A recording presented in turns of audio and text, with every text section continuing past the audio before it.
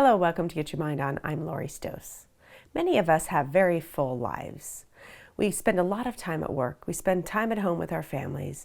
And many times people are saying, how can I get balance in my life? How can I adapt to everything going on and have balance so I can be productive in my day?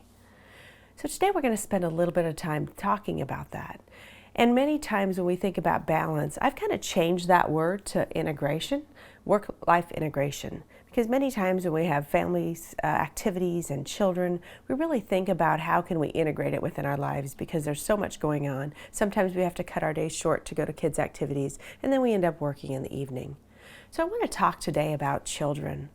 And it seems lately that a lot of people have been asking about their kids and the time that they take away from their kids, not necessarily with the activities, but the draining part of really wanting to understand their children and understand how they tick, because it takes time away from them and distracts them as an employee or as a manager or leader, because it's distracting because they're just trying to figure it out. So it's very draining as a parent to think that as a parent I should be doing a really good job, and I feel like I'm failing.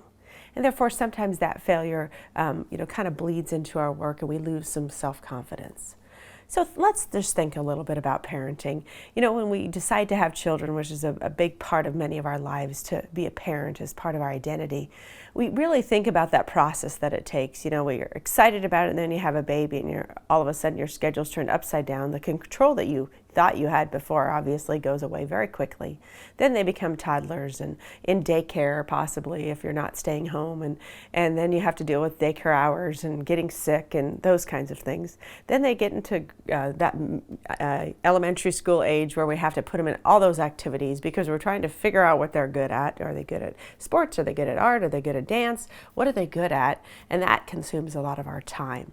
Then they become teenagers, and well, we all know what teenagers are like, trying to understand and discover themselves. And then they grow up to go to college and wanting to claim their independence. And sometimes we hope that they're going to go on, but sometimes they come back.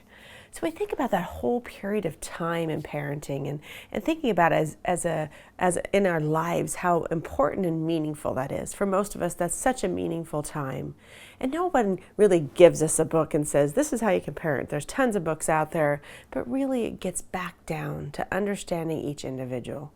First, we have to understand ourselves as a parent. We all do things differently. We all, just like we manage differently, we go through activities differently, we also parent differently. And especially if we're in a co-parenting relationship, obviously that is different, right? You play different roles with your spouse or your partner in how you parent, and sometimes that becomes conflicting. So first, we really have to step back and understand ourselves and gain high self-awareness about who we are as a parent and what that means for us. Then we really have to think about our kids. You know, we think about our kids and as a parent, you know, we feel our responsibility is to create a loving, kind environment where we have strong values and possibly strong faith and giving them a great place to learn and grow and just to become good adults in our society someday. And when we think about that, that's a value that a lot of us have as a foundation. But then we really have to think about that whole nature-nurture thing. So the nature part is understanding who they are. We're all created unique, which is such a wonderful thing, but that gets challenging sometimes. Even though they're made of maybe the two of us coming together, they still become their own unique individual. And taking that nature part and putting into that nurturing environment, of course, helps them be successful. But that nature piece is sometimes very difficult to understand. Just as we're all different, they're different. And so as we approach parenting, it's really important to take time to think about who they are as an individual. We know we provide that kind and loving environment, but we notice some respond very well to it and some don't. If you think about discipline and structure, and you may have two children or more, some love discipline and structure and some don't. They're always fighting it. So you sit here and say, what are we doing? We're trying to do the same thing for our kids. And obviously they respond very different. So really then thinking about your child and thinking about who they are, watching their behavior and understanding who they are and how you can really work best with them, kind of from what I call a strengths-based parenting approach. They're not going to change. just like we're not going to change, that wiring is who they are. Now, from 0 to 16, our kids are really being established in terms of that neural pathways in their brain. By the age of 16, they're pretty well established. So they could add some experiences and some different types of things, some knowledge as they go through life. But in terms of their personality, if you think back to your personality when you were young, a lot of times there's very common, very similar behaviors that we've had from when we were young. So that's the same thing about them. They're working to discover those behaviors and understand who they are, and we need to really take that time.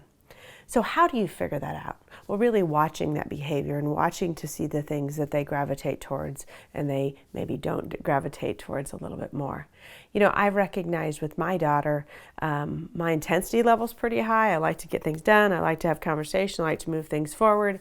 And she's a little bit more go with the flow, adaptable, big heart, and kind of she plans things out. So when she comes home and I'm barraging her with questions, you know, she shuts down because it's like, whoa, Mom, you know, I'm like, da-da-da-da-da, you know, and I find that it's better for her when I give her a few questions at a time, and then she stays open and doesn't shut down. Where when I'm like very intense and it feels maybe a little pushy to her, she shuts down very quickly. So really it's taking the time to understand our children, understand who they are, understand how they best respond to things, understanding even when you're thinking about grades, and it frustrates us when sometimes our children aren't learning, but most of the time they're not like we are. So we really have to try different things. And you know, many of you have followed me on the strengths-based path with StrengthsFinder. And if you don't know, you know, sometimes we think we should know our kids. But, you know, having them go through the StrengthsFinder or assessment or that type of thing, even give them confidence and help them know who they are and know that it's okay to be different. So that you can really take that from the age of 9 to 12. There's a Strengths Explorer, and StrengthsFinder is an 8th grade reading level, so kids can take it at that age. And that way you have a sense to understand how you operate and how different you are. And I've had the chance to teach that at a church confirmation class, and it's really fun watching kids when they're about that age, which is 6th to 8th grade, to understand even then that it's okay to be who you are, that we're all very, very different, and they need to honor that difference. But if we as a parent aren't honoring that difference also in the household, then that's a bit challenging.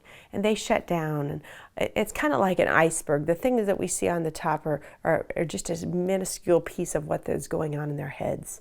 Really, most of the iceberg is underneath in terms of they're trying to please us. They're wanting just to be loved. They're wanting to be, accepted. But sometimes we're not even helping with that because we are wanting them to kind of be like we are. So just take the time. Take the time to spend time with them. And really, the best way is to ask. They're going through that discovery phase as well. So really take the time to sit with them, understand what they need, ask them questions, ask what's important to them. You know, some of you have heard me talk before about the start, stop, and continue. As parents, we have so much going on in our lives with such full lives that sitting down with them and taking time to say, what do you want me to start? What do you want me to stop? What do you want me to continue doing? Many times with my kids, I thought I was trying to be that super parent, pleasing them with everything, when some of the things I was doing was more important to me than it was to them. And when I found out what was most important to them, that's just what they needed. You know, for my daughter, it was sitting in the same room and being together. You know, that was important to her. So knowing that we had some time together every, evening or when we could to do that, that was more meaningful than some of the other things in terms of taking her places and giving her cultural experiences or whatever it might be that I thought was important. So just having that dialogue with our children, understanding who they are, will help make them successful as well as help make our lives better and less frustration occur. Of course, if our kids knew how they could feel, they would be the ones being able to tell us that. So for positive charge this week, first, think about who you are and what's your parenting style. Second, think about your child. What are commonalities that you may have with them and what are differences? And third, take some time to ask. Maybe start, stop, and continue would help you learn a little bit more about where they would like to spend time with you.